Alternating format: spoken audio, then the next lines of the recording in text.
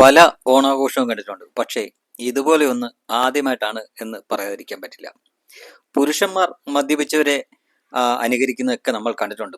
പുന്നപ്രകാരനായിട്ടുള്ള പ്രശാന്തും അതേപോലെ തന്നെ സിനിമാ നടൻ സുരാജ് വെഞ്ഞാറമ്മൂടും ഒക്കെ.